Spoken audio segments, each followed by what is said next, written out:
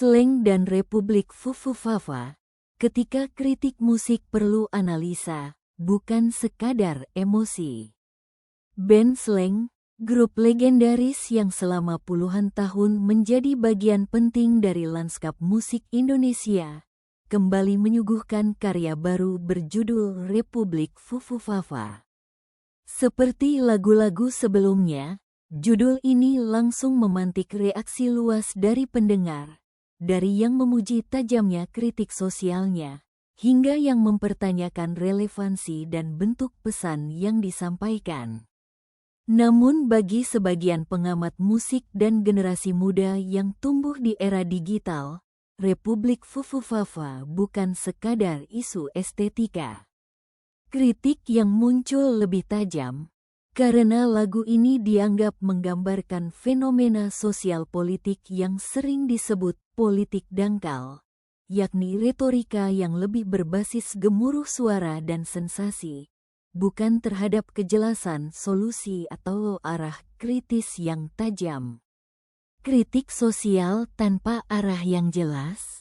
Salah satu kritik utama terhadap Republik Fufufafa adalah liriknya terasa abstrak dan repetitif.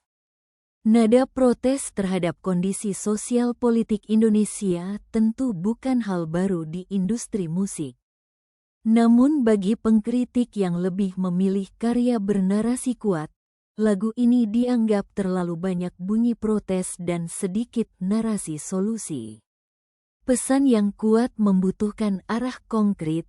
Apakah lagu ini sedang mengkritik elit, media sosial, atau masyarakat itu sendiri? Ketidakjelasan ini membuat sebagian pendengar merasa kehilangan fokus. Repetisi sebagai gaya atau kemalasan lirik. Slang dikenal dengan gaya khas yang eksplosif, riff gitar, vokal sengau, dan lirik yang lugas. Namun dalam Republik Fufufafa, ada pengulangan unsur onomatope, yaitu Fufufafa, yang dianggap bagi sebagian kritikus sebagai pengisi ruang kosong daripada kekayaan pemikiran. Alih-alih memperdalam ide, repetisi yang terlalu sering justru membuat pesan moral lagu menjadi samar dan estetika musiknya terkesan mengulang paksa gimmick dibanding gagasan. Tidak mengikuti dinamika sosial masa kini. Publik hari ini dihadapkan pada isu serius, dari krisis iklim, ketimpangan ekonomi, sampai polarisasi sosial politik. Lagu protes yang kuat seharusnya meminjam kebisingan itu untuk menciptakan refleksi yang tajam dan membangun.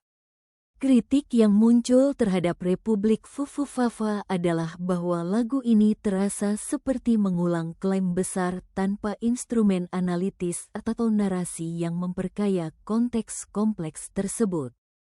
Bahkan musik protes 30 tahun lalu pun lebih jelas dalam menyampaikan pesan, lantaran ia lahir dari pengalaman sosial nyata yang tajam dan terukur. Viralnya reaksi masyarakat yang ironis. Ironisnya, lagu yang seharusnya menjadi alat kritik sosial juga memicu reaksi yang tidak fokus pada isi pesan. Di media sosial, banyak yang membicarakan aspek lucu, kocaknya judul, atau bahkan komentar yang lebih mengarah ke ejekan terhadap slang sendiri. Ini menunjukkan bahwa kultur kritik musik di ruang publik masih sering terjebak pada sifat konsumtif, bukan reflektif. Ketika pesan seni menjadi bahan meme dan olok-olok, tujuan kritik yang ingin disampaikan justru hilang. Seni protes atau suara ego. Kritik terbesar datang dari mereka yang berharap bahwa musik protes bukan sekadar amarah yang dilempar ke publik, tetapi dialog yang mengajak pendengar berpikir kritis. Sebuah lagu protes idealnya tidak sekadar menyampaikan ketidakpuasan, tetapi juga menstimulasi pemikiran tentang apa yang bisa dilakukan, bukan hanya apa yang perlu dikecam. Kritik yang berani, bukan sekadar riuh. Republik Fufufafa mungkin fenomenal karena judul uniknya dan karena datang dari band besar seperti Slank. Namun kritik tajam terhadapnya bukan semata soal musik, melainkan tentang kualitas kritik sosial di industri musik Indonesia hari ini. Musik protes harus lebih dari sekadar bunyi amarah. Ia harus menjadi medium refleksi yang mendalam, tajam, dan mampu memicu perubahan pemahaman. Slank memiliki warisan besar, dan itu berarti ekspektasi publik juga besar. Lagu protes berikutnya seharusnya tidak hanya berisik, tetapi juga memberi makna. Karena kritik sejati bukan hanya soal menganyam ketidakpuasan, tetapi juga mengarahkan pandangan, bukan hanya menyulut emosi.